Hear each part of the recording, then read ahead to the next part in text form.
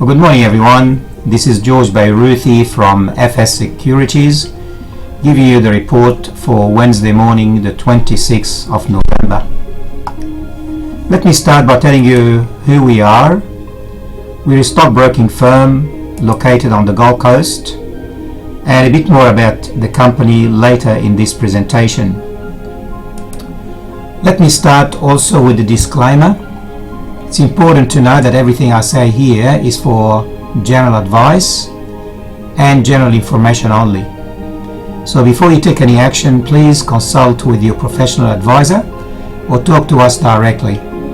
A copy of this disclaimer is available to you should you wish to receive it, with just one phone call away from you.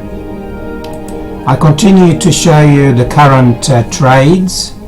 There are a number of options that will expire tomorrow, Thursday, and we like to show you and share with you the positions that we have. If you want more information about these positions, all you have to do is call the office. So overnight and from around the globe, we start with Wall Street. As far as data is concerned, where we've seen that the American market finished flat. Actually, that was on the back of the Commerce Department raising its estimate of third quarter gross domestic product to 3.9% annual pace from the 3.5% reported last month. You would have expected that this was actually good enough news. However, approaching the Thanksgiving holiday, there may have been some decisions to actually sit on the sideline until after the long weekend. The Dow Jones Industrial Average finished at 17,815. That was down 4 points, or less than 0.1%.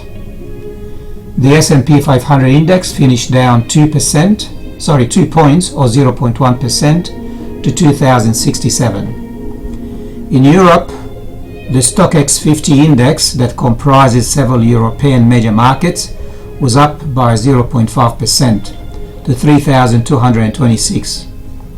In London, the FTSE 100 index was flat and hardly moved and finished at 6,731. In Japan, the Nikkei index was up 0.3% at 17,407. In China, the Shanghai index was up 1.4%, and on the commodities, gold a short time ago was trading at 1,200 US per ounce, up $2 from this time yesterday. Silver at $16.70, nearly 30 cents up. Oil at 73.8 US a barrel, that's down $2. And copper, the world's economic barometer, was down 1.3% at 300 cents per pound. And iron ore, which is important for our miners such as BHP, Rio Atlas Iron and Fortescue, fell 1.2% at $69.50 US a ton. This is actually more than 5.5 years low. On the currencies, our dollar was hammered yesterday and was down against the US dollar as well as the euro. Our dollar is now 85.3 US cents, and that's the lowest in nearly 4 years, and will give you 68.4 euro cents.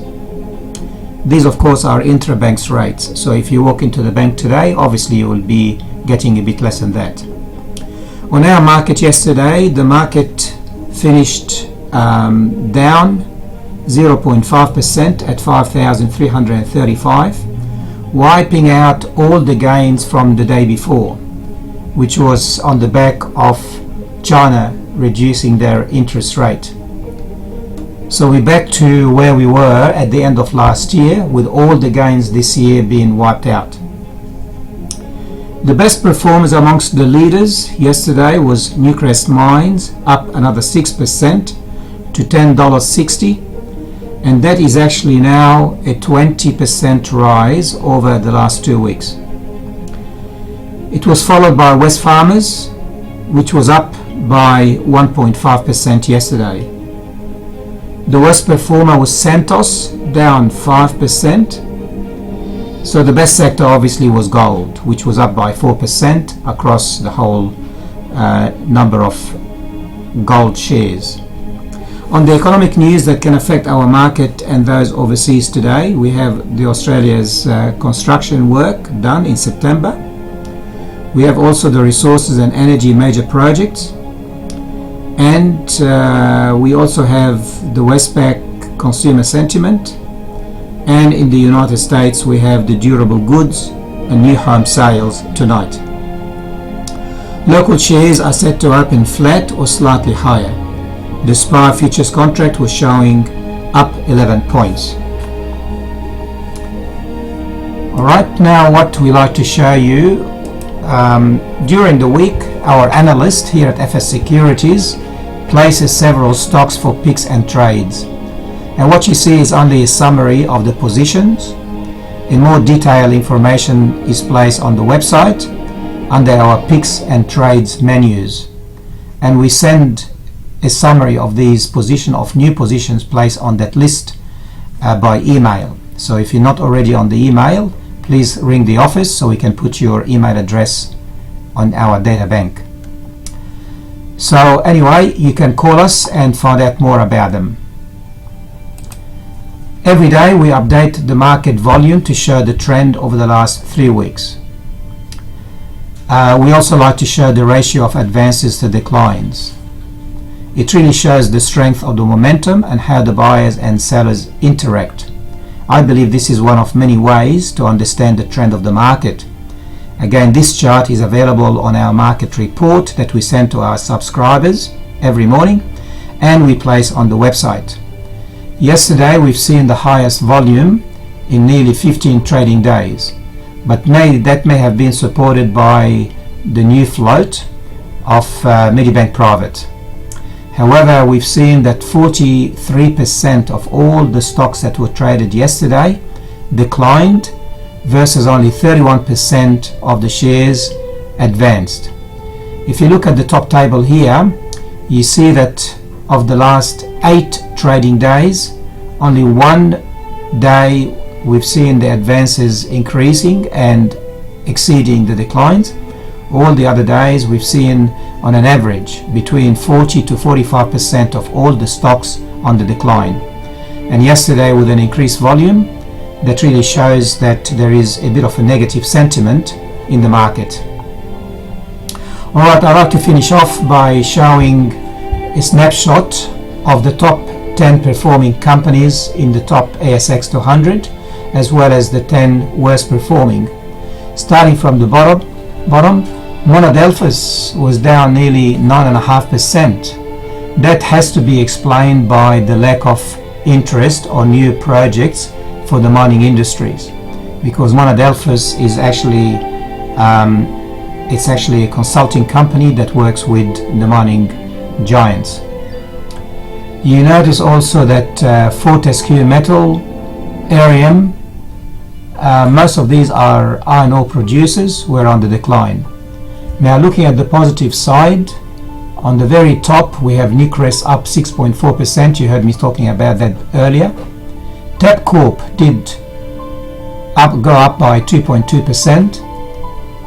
Invocare, it's actually a health in this health sector company, was up. Aristocrat was up by nearly 2%, and News Corp was up by 1.7%. Alright, let me finish off by telling you who I am. My name is George Beiruthi. I'm the director here at FS Securities. As you can see, I have many years of trading and investment experience and several qualifications to support what I offer my clients. My ambition today is to help our clients and prospective clients to become effective investors and traders.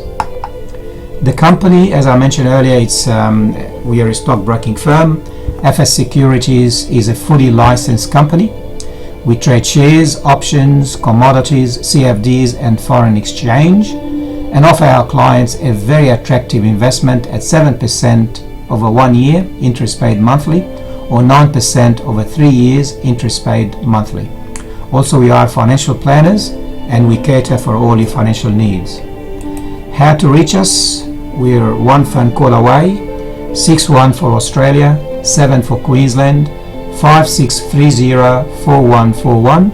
You can reach me on my mobile I am available to receive your calls 7 days a week, or you can write to me at george@fssecurities.com.au, or as I mentioned earlier, you can visit our website. And if you're not already a subscriber, why don't you actually try the 15-day free trial and surf right through the website. You can see our daily recommendations, daily scans, current trading positions and results. You will also see our tutorials, education webinars, editorials, and many charts and a lot of information. So why don't you register right now for the 15-day free trial. And that's all from us here at FS Securities. Remember to trade safely and wisely. We will be back at 1:15 this afternoon to tell you what happened during the morning. Have a fantastic day and enjoy your trading.